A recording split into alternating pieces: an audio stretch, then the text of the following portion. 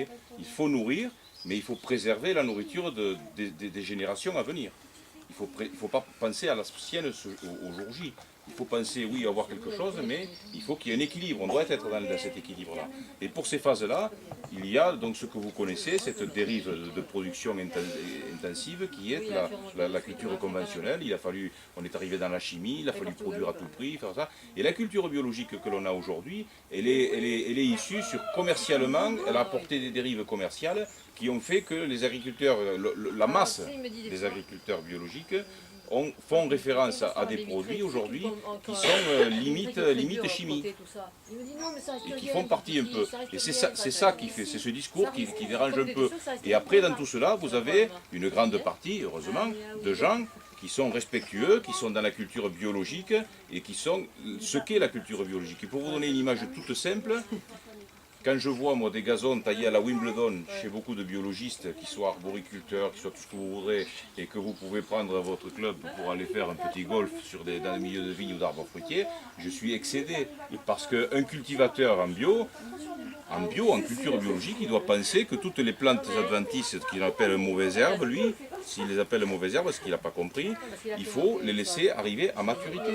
Il faut qu'elles accompagnent tous les insectes, tous les animaux, tout ce qu'il y a autour, cet écosystème qui génère des supports de prédateurs qui vont aider à l'évolution des plantes et traiter et tuer les acariens. Et tout ce cycle-là, il faut le respecter. De si on ne plus, respecte pas ça, elles sont biohandicapées, c'est-à-dire qu'elles nous donnent des indications sur la nature. bien sûr, oui, il y a une lecture dessus, de surtout ce qui existe. Ce qui n'empêche pas de lutter contre quand même. Parce que justement, comme disait Jacques, quand tu as dans de la céréale du chardon ou de la folle avoine, si tu la laisses arriver à maturité... Il y a des principes, il y a des systèmes, il y a des choses, on n'a pas besoin de chimie, des trucs. Non, absolument. Il y a du travail mécanique, il y a du travail, il y a une réflexion. Ça, c'est la réflexion de chaque individu chez lui. C'était pour reprendre l'arrivée à maturité. Il faut éviter l'arrivée à maturité. Ça, c'est ce que tu Il y a une bio-indication. Non, mais tu arrives à maturité, tu arrives avant la fin de la maturité de la plante pour éviter les granages et autres, mais tu as accompagné les insectes un maximum. Tu es dans le système. Tu es dans le système que je suis en train d'expliquer. Donc le charbon, tu le coupes à quel moment que ce soit... Ah, j'en sais rien, moi je suis pas sérieux. Non, il faut moi pas je le connais lier. le principe. Oui, non, moi je laisse tout les libre. Parce que moi je le laisse pousser, puis mon voisin il me dit oui, mais les vaches elles t'aiment pas, puis là tu en graines partout. Normalement, il y a une amende. En plus? Ah oui, il devrait. Ah oui, oui. C'est interdit, c'était, moi j'étais jeune, le couper le charbon, obligatoire de couper les chardons justement pour pas qu'ils égrènent chez les voisins.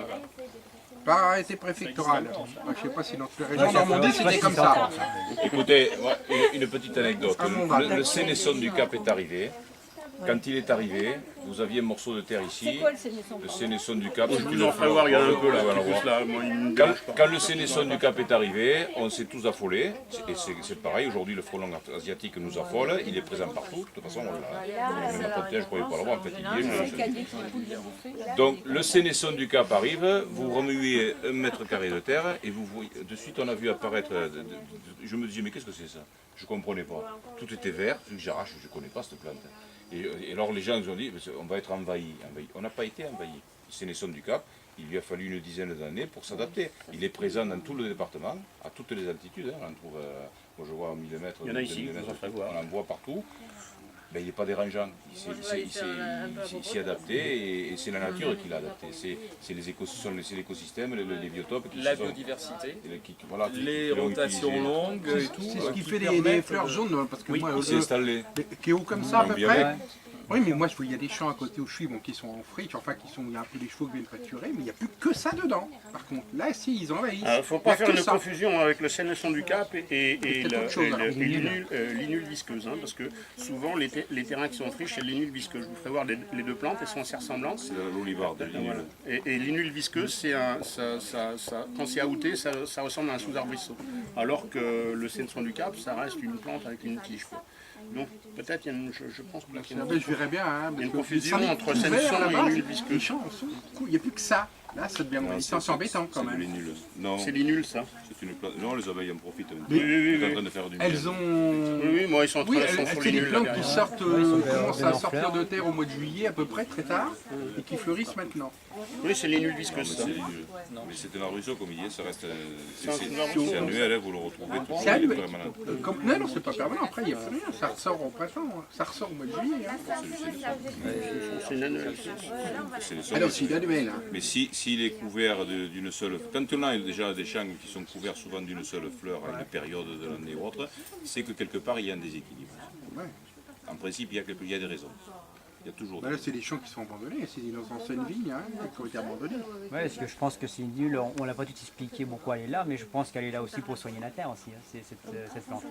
Je pense que tant qu'elle est là, elle a un rôle. Hein. De toute manière, toute herbe qui est poussée sur terre, elle a un rôle. Hein. Même, pour nous, même si on dit elle est indésirable pour nous, parce qu'elle ne nous plaît pas, mais elle a un rôle peut-être pour décompacter le sol et pomper certaines nitrates et Mais quand c'est les plantes insecticides ou envahissantes qui viennent pesticides. d'ailleurs, c'est différent.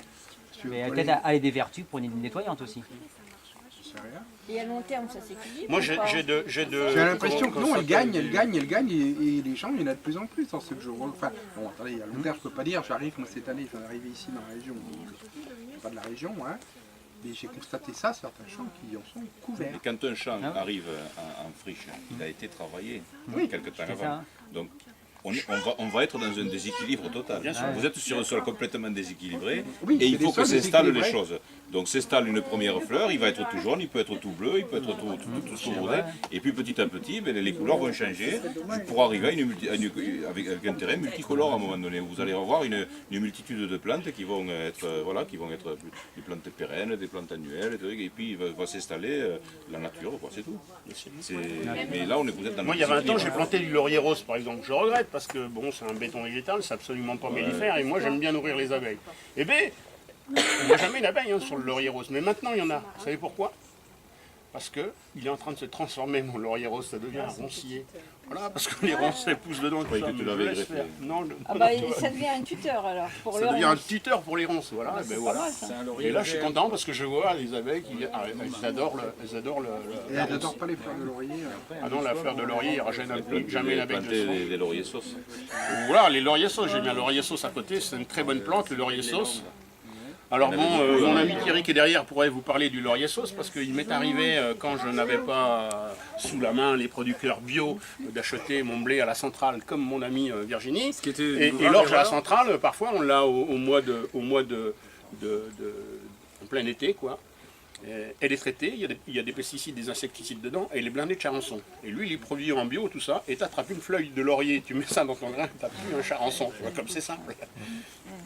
Donc voilà, ça. Et ça, les anciens. Laurier savaient, sauce, hein, hein. le laurier. Laurier Oui, sauce, oui, laurier Pas la sauce. laurine, hein.